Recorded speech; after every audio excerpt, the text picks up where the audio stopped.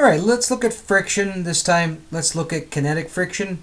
And also this time, let's kind of steer away from inclined planes for a bit. We'll come back to it, but I think we've seen enough inclined planes to take a little bit of a break. So we have a car. It's 2,250 kilograms, so it's a massive, massive car. It's got rubber tires. It's skidding on wet concrete with all four wheels locked. So we want to determine the magnitude of the acceleration of the car. So we're told the coefficient of kinetic friction between the car tires and the concrete is 0.50. Okay, so with this car, we need to draw a free body diagram first thing. So we're going to have a free body diagram. Now the car, let's just say it's driving, I don't know, let's just say it's driving to the right. We'll call that positive. We'll call up positive as well. If you want to say the car is driving to the left, doesn't really matter. So this car, it's going to experience a force of gravity trying to pull it down into the ground, and then balancing that out is this lovely normal force. Now again, cars don't spontaneously just collapse on the ground or skyrocket in the air, so we need these two forces to be balanced. We want the net force vertically to be 0. So now we are asked about the magnitude of the acceleration of the car.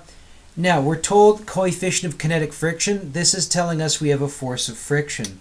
So based on the information provided, if I'm just assuming the car is going right, force of friction is going to be going left. Now if you said the car was driving left, you could put the force of kinetic friction going right, no problem at all. Now here's the problem with this question. A lot of students, they see the car driving, and the first thing they want to do is they want to start thinking, okay, it's driving, there's got to be some applied force keeping it going forward. No.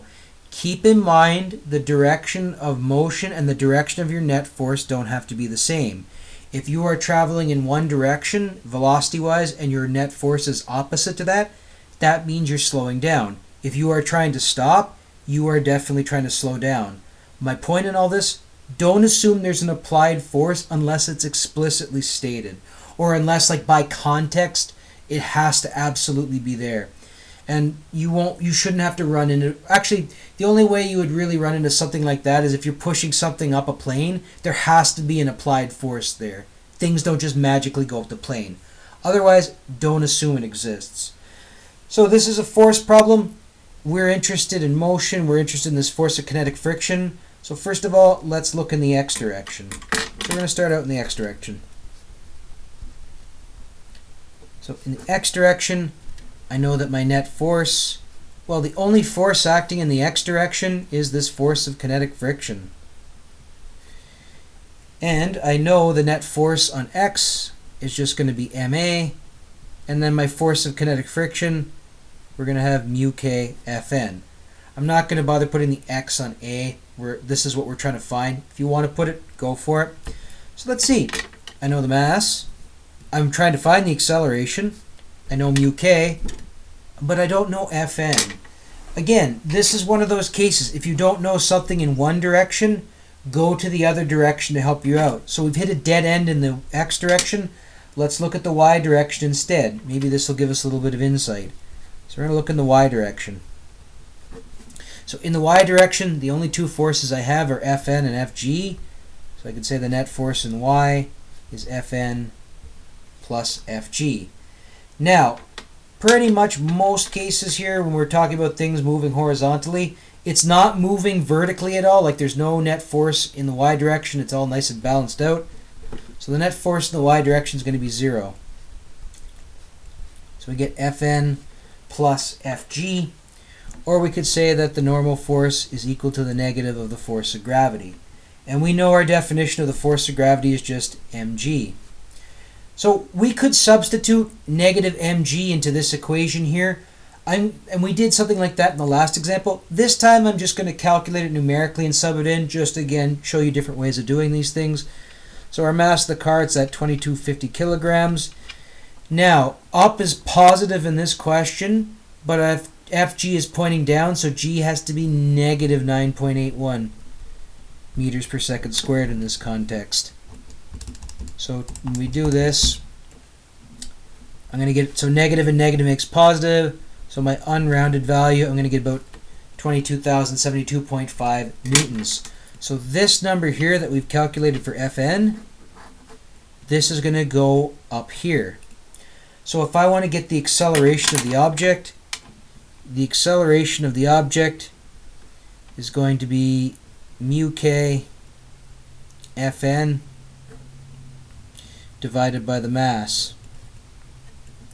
So last thing I want to do is I want to actually calculate this. So I'm going to get 0.50 for my coefficient of friction. Fn is going to be that 22,072.5 newtons. And then we're going to divide this by the mass, about 2250 kilograms.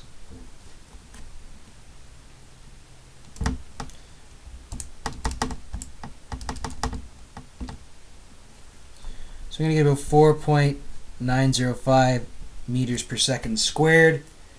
For significant digits, the coefficient of friction is going to limit me here. I have two significant digits. So we're going to say that this is 4.9 meters per second squared. So I'll say the magnitude of the acceleration, 4.9 meters per second squared. Now, some of you who see this, you may have noticed we had a little bit of a flaw here. And this is one of those little nitpicky things, or this is one of those little drawbacks. You've noticed that my force of friction is pointing left and it's negative, but my answer didn't come out as a negative. The issue with that is when we use this equation, the force of kinetic friction is equal to mu kFn, it doesn't take direction into consideration. What that means is if you're using this equation strictly, you're most likely not going to get the positives and the negatives to help you assign direction. So if you're using this equation, you have to be really mindful of where the direction is going. Thankfully, in this question, we only wanted the magnitude, so direction doesn't really matter. But we are going to have to be careful with that when we start to do some more examples. And I'll show you how we're going to deal with that in the next example.